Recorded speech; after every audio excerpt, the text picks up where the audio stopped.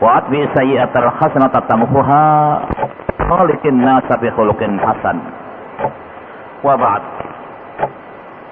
Ma'asyiral muslimin rahimani wa rahimakumullah. Mari kita lanjutkan pembahasan kita untuk memahami makna-makna kalimat-kalimat dalam ayat-ayat surat Al-An'am. Surat Al-An'am yang lalu kita baca ayat 46, 47, 48, 49. Yaitu tentang Allah menguasai dan menentukan keadaan makhluknya. Kita lanjutkan sekarang yaitu kalamullah, firman Allah ayat 50 sampai dengan ayat 53 tentang beberapa tuntunan dalam menghadapi masyarakat yang dicontohkan Nabi Muhammad SAW menyampaikan dakwah Islam, lalu dakwah yang dihadapkan kepada masyarakat. Untuk menghadapi masyarakat ini Allah memberi tuntunan yang cukup bijak, lemah lembut, dan sangat ramah. Mari kita baca dulu firman Allah ayat 50. Dalam rangka zikrullah, mendekatkan diri kepada Allah, kita tilawatil Quran, dan nanti kita teruskan dengan mudarasah dengan memahami makna kalimat-kalimat. Kita mulai ayat 50 halaman 89. A'udzu billahi minasy syaithanir rajim. Bismillahirrahmanirrahim. Qul la aqulu lakum 'indi khazainullahi wa la a'lamul ghaib wa la a'lamul ghaiba wa la aqulu lakum inni malak in attabi'u ma yuha ilayya qul hal yastawil a'ma wal basir afala tatadhakkarun.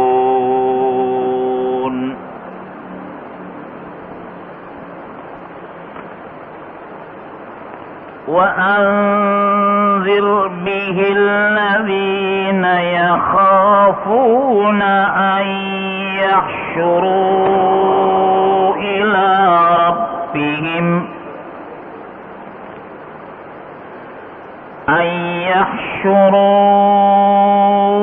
إلى ربهم ليس لهم من دون الله ولي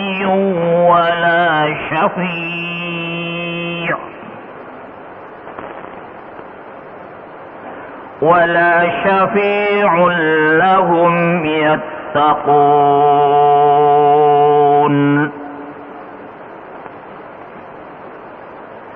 لا تطرد الذين يدعون ربهم بالغداة والعشي يريدون وجهه ما عليك من حسابهم من شيء وما من حسابك عليهم من شيء فتطردهم فتكون من الظالمين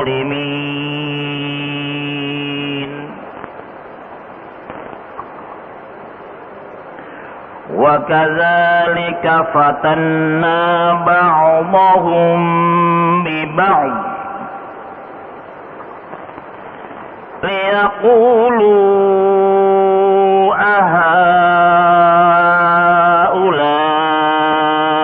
من الله عليهم من بيننا أليس الله بأعلم بالشاكرين.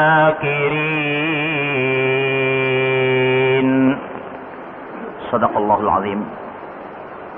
Masyaallah muslimin, para jamaah Masjid Mujahidin dan para pendengar siaran dakwah Masjid Mujahidin di mana kalian berada yang dimuliakan oleh Allah. Semoga Allah senantiasa menurunkan rahmatnya, nikmatnya, rahmat nikmat yang telah Allah anugerahkan kepada kita, kita wajib mensyukurinya agar rahmat dan nikmat itu ditambah untuk hari ini, hari esok, dan berkelanjutan nanti sampai di hari kiamat. Amin ya rabbal alamin. Ma'asyiral muslimin, ayat yang lalu yang terakhir tentang Allah Subhanahu wa taala menurunkan Allah menguasai dan menentukan keadaan makhluknya. Ayat terakhir dari ayat 59.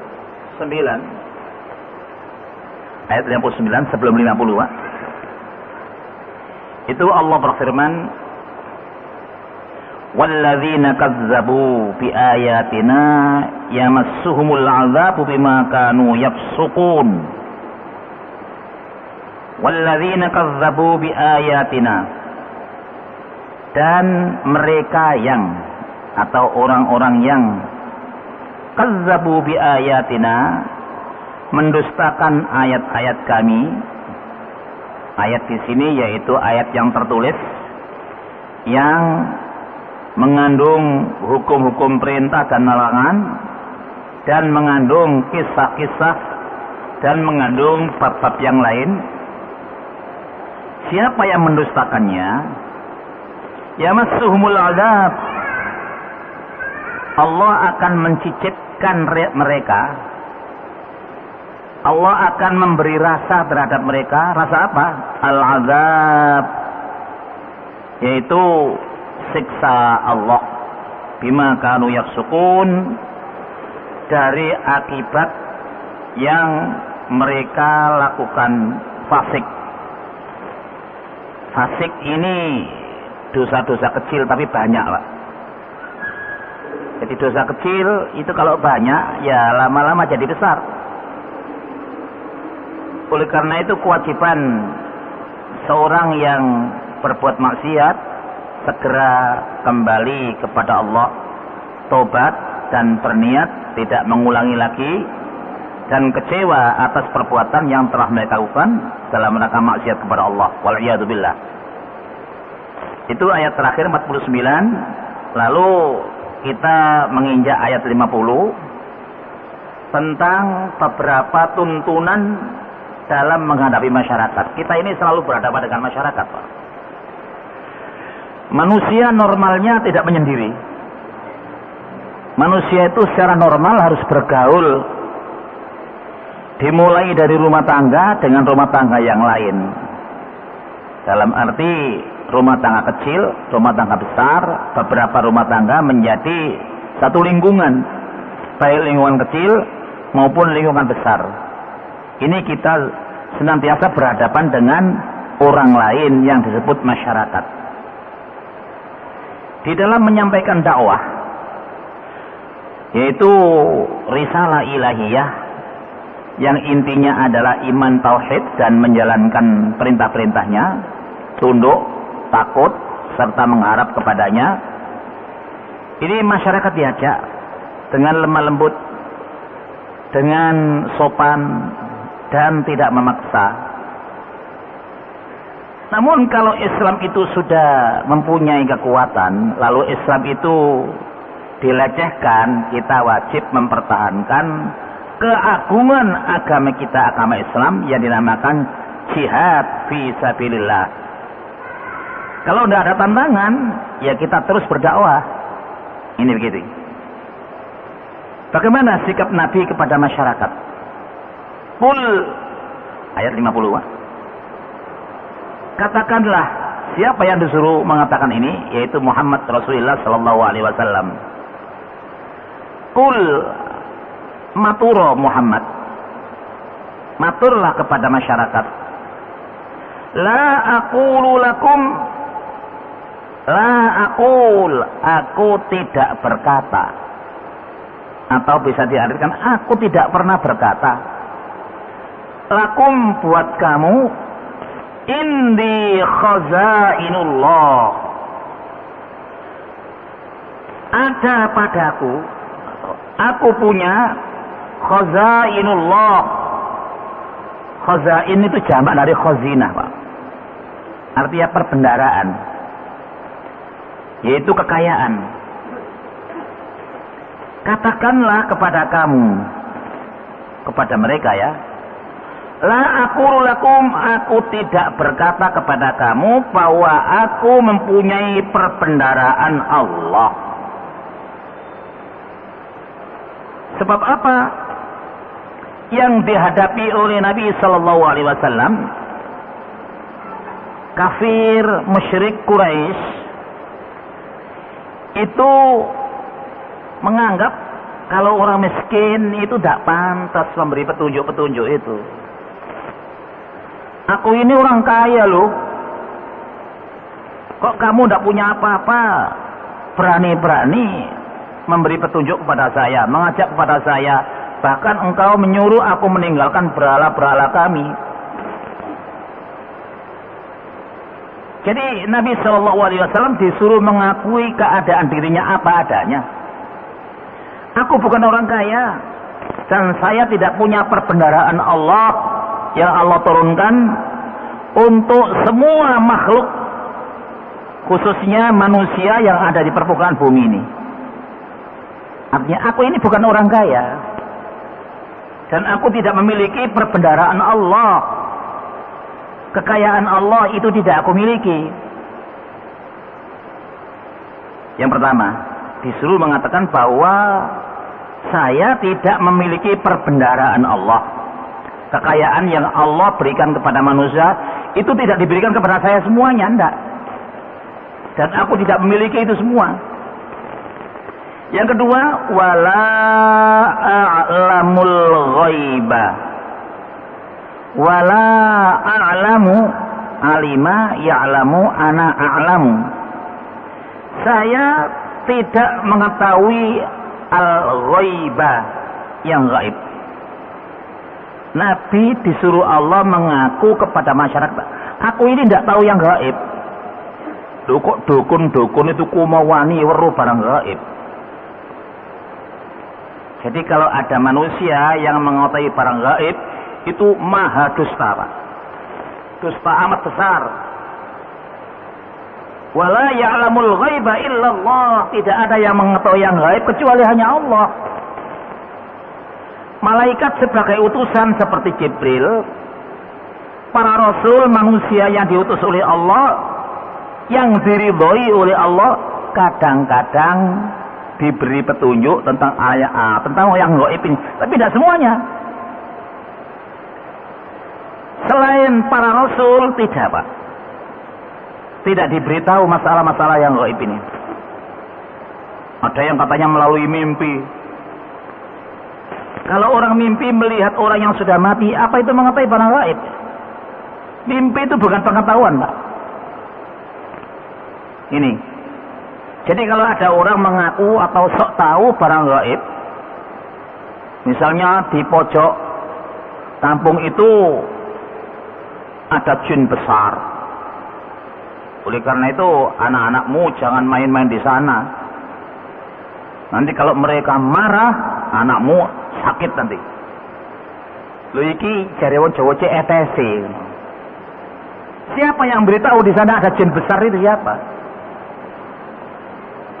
Yang jelas itu memang jin tinggal di permukaan bumi, tetapi tidak mengambil volume kita, tidak merepotkan kita.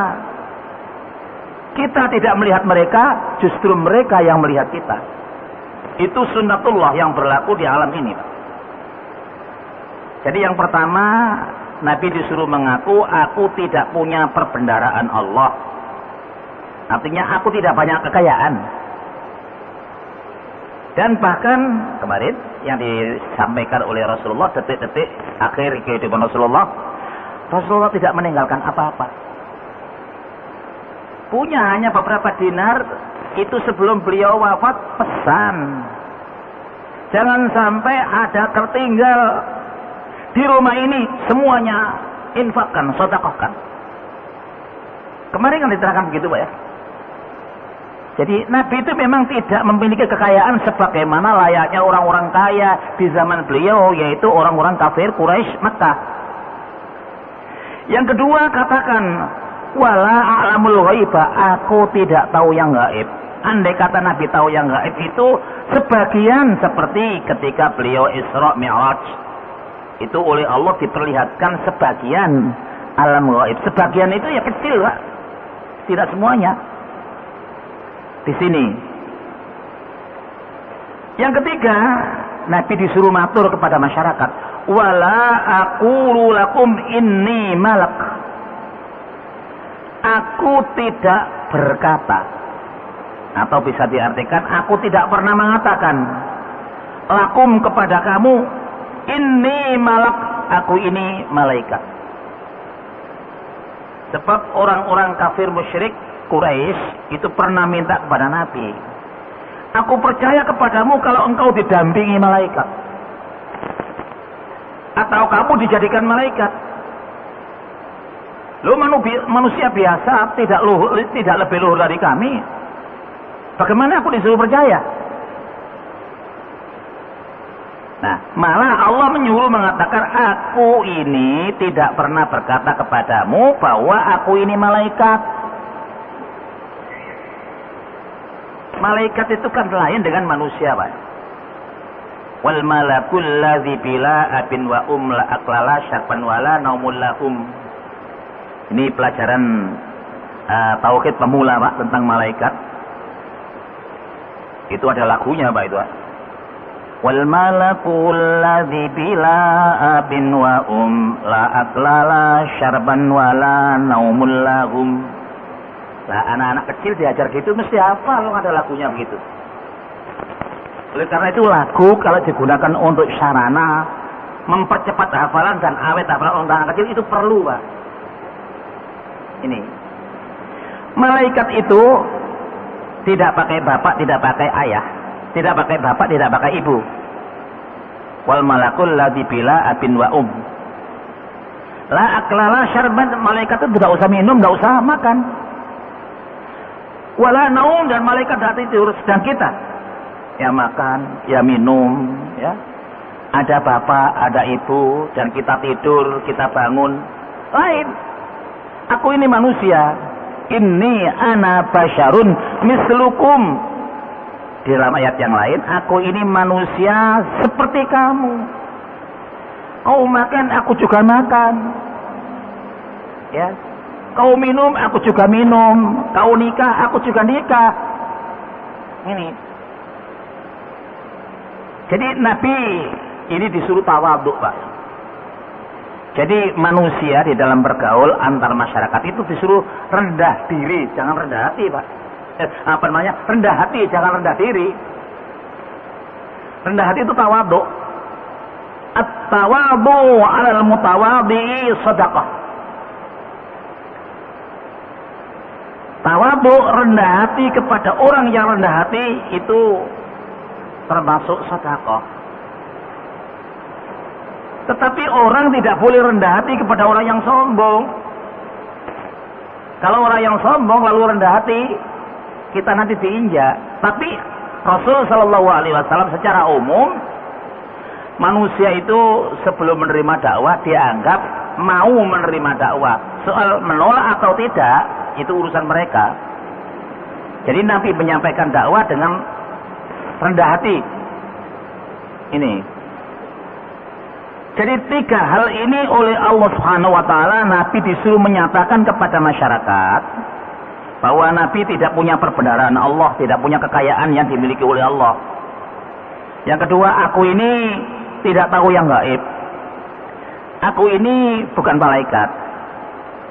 Lebih jelas pada ayat yang lain, ini ana bashar. Aku ini manusia, mislukum seperti kamu. Bedanya yuha ilayya. Hanya aku diberi wahyu. Allah turunkan wahyu kepada saya. Seterusnya, in attabi'u illa ma yuha ilayya. Aku ini manusia seperti kamu. Tidaklah aku ini mengikuti kecuali ma yuha ilayya. Aku ini hanya disuruh mengikuti apa yang ma yuha ilayya. Apa yang Allah wahyukan kepadaku. Semua yang Allah wahyukan kepada beliau, semua disampaikan kepada masyarakat. Tidak satu pun yang tersembunyi. Nah, ini kita ketika belajar tauhid pemula, Pak. Sifat riwayat Rasul itu sidqun, amanatun, tablighun, fatanatun. Satu, sifat para rasul itu sidqun, jujur. Yang kedua, amanah. Nabi itu harus dipercaya, khususnya Nabi Muhammad SAW. Sebelum beliau diangkat jadi rasul, beliau itu amanat, dapat dipercaya. Sehingga amanatnya Nabi itu diakui oleh kawan dan lawan. Kawan-kawan maksudnya para sahabat. Lawan yaitu orang-orang yang engkar. Itu percaya Nabi itu jujur. Lalu kenapa menolak? Ya karena hanya kesombongan mereka. Ini tabligh. Rasul itu semua menyampaikan apa yang diwahyukan oleh Allah kepada umatnya. Tidak satu pun yang disembunyikan. Fatonah, Nabi itu cerdas. Tidak ada Nabi blow-on itu, Pak. Nabi itu cerdas. Ini barangkali lebih cerdas daripada profesor, Pak. In attabi'u illa ma yuha ilayya. Hanyalah aku disuruh mengikuti apa yang Allah wahyukan kepadaku. Qul, disuruh berkata lagi. Yang ketiga, yang keempat, qul hal yastawil a'ma wal basir. Terakhir, kalau saya ini manusia seperti kamu, tidak mempunyai kekayaan yang banyak, tidak tahu yang gaib, dan aku ini bukan malaikat.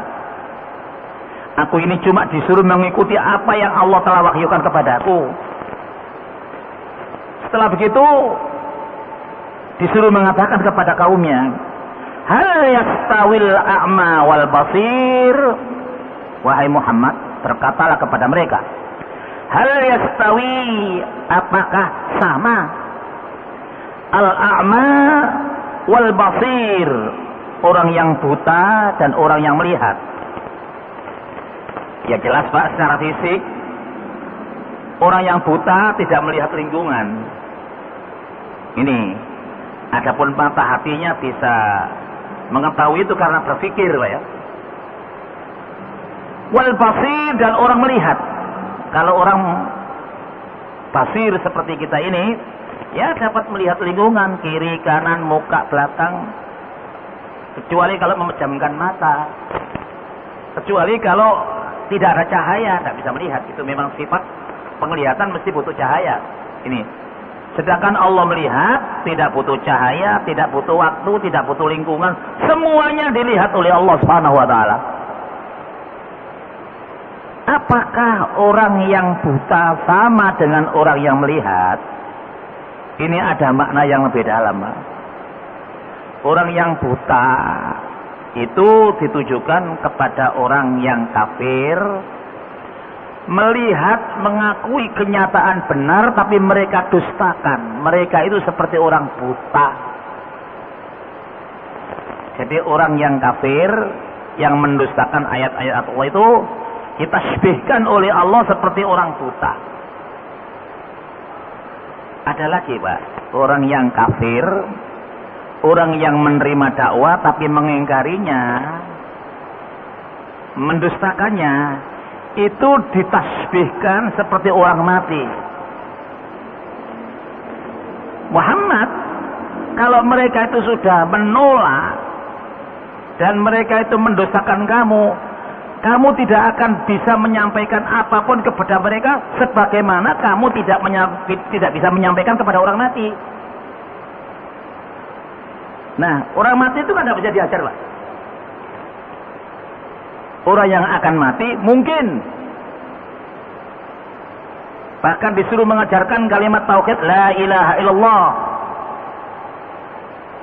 Laqinu mautakum la ilaha illallah, itu dimaknakan ajarlah mengucapkan la ilaha illallah orang yang akan mati. Jadi Nabi sendiri dikatakan kamu tidak bisa memberi apapun, memperdengarkan apapun kepada orang kafir yang mendosakan kamu, karena mereka itu seperti orang mati. Jadi kalau orang kafir itu seperti orang mati dalam hal tidak bisa mendengar, maka orang kafir itu lebih tidak bisa mendengar daripada orang kafir. Musyabbah bi itu lebih kuat daripada musyabbah Pak, istilah balaghah ya. Ini para jamaah yang terhormat, al-basir itu adalah orang-orang yang mau melihat kenyataan, mau melihat kebenaran, yang benar dibenarkan, yang salah disalahkan. Bukan yang benar disalahkan, yang salah dibenarkan. Di sini ini ayat 50 Pak. Afala tatafakkarun. Lalu kalau sudah diberitahu memang orang kafir itu seperti orang buta, dan orang yang beriman itu diibaratkan orang yang mau melihat kenyataan. Afala tatafakkarun, apakah kamu belum mau berpikir? Nah, para jamaah yang terhormat, jadi Nabi di dalam menyampaikan dakwah itu tidak seperti yang digambarkan karikatur oleh orang-orang barat. Nabi dakwah itu dengan pedang terhunus di tangan kanan dan di tangan kiri Al-Quran. Itu penghinaan itu Pak. Nabi tidak pernah dakwah dengan bawa pedang, itu tidak pernah itu. Tapi kalau Nabi dilecehkan, dihalang-halangi, lalu mereka ingin melemahkan kaum muslimin, merendahkan Islam, Nabi memang mengangkat kekuatan Pak. Sehingga Nabi di Madinah mengalami perang-perang yang diterangkan semua oleh Ustaz Soleh ya. Mulai perang Badar, perang Uhud, perang Khaybar, perang Hunain, perang Tabuk. Dihitung menurut sejarah Nabi itu ikut berperang menjadi komandan tertinggi 27 kali. Kenapa? Nabi Shallallahu Alaihi Wasallam mempertahankan izzul Islam wal muslimin, sedang orang-orang kafir berusaha yaitu melemahkan Islam. Nah, memang orang yang beriman, orang Islam yang beriman dan beramal itu punya kekuatan. Kekuatan itu minallah. La haula wala quwwata illa billahil azim. Ini. Sedangkan imperialis, kapitalis itu paling takut dengan senjata, Pak. Dia berani maju kalau didahului dan didampingi oleh kapal induk. Ini orang-orang imperialis, kapitalis yang tidak beriman kepada Allah Subhanahu wa taala. Ayat 51. Ayat 50. Mari kita baca terjemahan bebas ya, Pak. Halaman 39, 50 yang tulisannya hitam itu. Katakanlah, yang berfirman ini Allah, Pak. Apa kata Allah yang disuruh mengatakan kepada Rasul? Aku tidak mengatakan kepadamu bahwa perbendaharaan Allah ada padaku. Dan aku tidak mengetahui yang gaib. Dan tidak pula aku mengatakan kepada kamu bahwa aku ini malaikat. Aku tidak mengikuti kecuali apa yang diwahyukan kepadaku. Artinya aku tidak mengikuti menyembah berhala seperti kalian. Karena Allah tidak merintahkan dan bahkan melarang. Yang diperintahkan oleh Allah kepadaku itulah yang kami lakukan. Katakanlah, apakah sama orang yang buta dengan orang yang melihat? Tapi ini kenapa kok disebut buta dan melihat? Orang yang buta itu artinya orang kafir yang mendustakan ayat-ayat Allah. Basir melihat itu orang-orang yang beriman yang mau melihat kenyataan, membenarkan yang benar dan menyalahkan yang salah. Ini. Apakah kamu tidak berpikir? Para jamaah yang terhormat, ayat 50 ini sekalipun itu ditujukan kepada Rasul Shallallahu Alaihi Wasallam, maka Rasul itu sebagai guru teladan, Pak. Kalau kita menyampaikan sesuatu harus dengan sopan, jangan menyombongkan diri. Ya, aku kira Rasul loh ya. Aku ini utusan Allah loh ya. Tidak boleh begitu, Pak. Seperti kita misalnya mengatur masyarakat. Aku ini bintang 7. Saya ini punya bintang 7 loh. Jangan main-main. Tidak boleh begitu, Pak. Nah, para jamaah yang terhormat, Allah Subhanahu wa taala memberi petunjuk kepada semua hamba Allah bahwa kekuasaan langit dan bumi serta isi antara langit dan bumi ini milik Allah. Dan apa yang ada di alam segala sesuatu ini penciptanya Allah.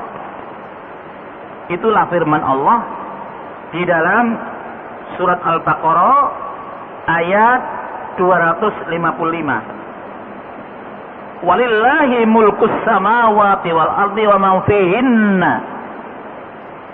Milik Allah lah kekuasaan langit dan kekuasaan bumi dan apa yang ada di antara keduanya.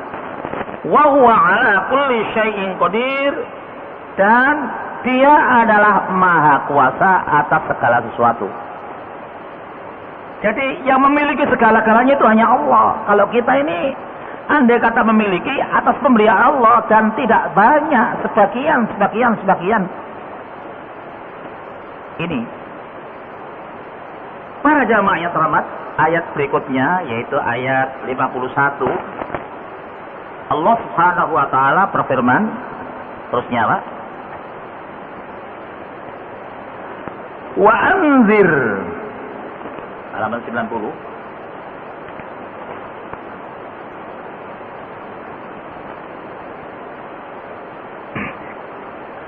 Wa anzir bihil ladzina yakhafuna ayyusharu ila rabbihim. Wa anzir, dan berilah peringatan. Yang lalu wa ma nursilul mubashirina wa munzirin. Ayat yang lalu bahwa para rasul itu tugasnya hanyalah menyampaikan berita gembira dan berita peringatan. Nah, kepada orang-orang yang al-a'ma, yang seperti orang buta, tidak bisa diperdengarkan apa-apa yang benar, itu disuruh memberi peringatan. Wa anzir, dan berilah peringatan. Bihi ini kembali illa ma yuha ilayya, apa yang diwahyukan kepada saya, yakni Al-Quran. Jadi kalau dimaknakan, berilah peringatan dengan Al-Quran. Alladzina, orang-orang yang yakhafuna, yang pada takut, ayyusharu ila rabbihim, bahwa mereka besok yuhsyaru, akan dihimpun. Hasyara yaksyuru, khusyira yuhsyaru. Kalau yaksyuruna menghimpun, yuksyaru nunnya dihilangkan karena an itu Pak. Bahwa mereka akan dihimpun, dikumpulkan jadi satu dari yang terawal sampai yang terakhir. Yang sudah meninggal semuanya itu dihidupkan kembali oleh Allah, namanya hari bangkit Pak. Dibangkitkan oleh Allah. Yaumul Ba'ts. Setelah dibangkitkan ini, bumi ini sudah tidak ada. Sudah digulung oleh Allah Subhanahu wa taala seperti gulungan kitab. Lalu Allah menciptakan bumi yang baru, di sana manusia akan dihimpun, yuksyaru. Nah, dihimpun di sana ini ila rabbihim, bakal menghadap kepada Rabb mereka.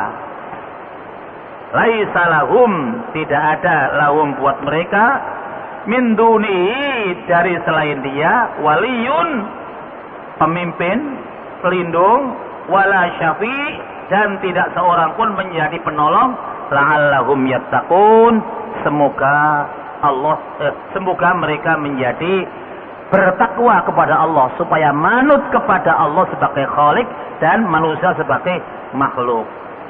Para jamaah yang terhormat, ternyata kita hanya sampai pada ayat 50 dan 51. Insyaallah 52 dan 53 akan kita sampaikan pada majelis yang akan datang, yaitu hari Ahad yang akan datang. Mari kita akhiri kajian kita dengan doa, yaitu kafaratul majlis. Bismillahirrahmanirrahim. Allahumma salli wa sallim wa barik ala Muhammad wa ala alihi wa ashabihi wa sallama tasliman katsira. Subhanakallahumma wa bihamdika nasyhadu an la ilaha illa anta wa nastaghfiruka wa natubu ilaika. Allahumma 'allimna ma yanfa'una, Allahumma anfa'na ma 'allamna wa ma ta'allamna. Rabbana la tuzigh qulubana ba'da idh hadaytana wa hab lana min ladunka rahmah innaka antal wahhab. Subhana rabbika rabbil izzati amma yasifun wa salamun alal mursalin walhamdulillahi rabbil alamin. Wal aqu minkum. Assalamualaikum warahmatullahi wabarakatuh.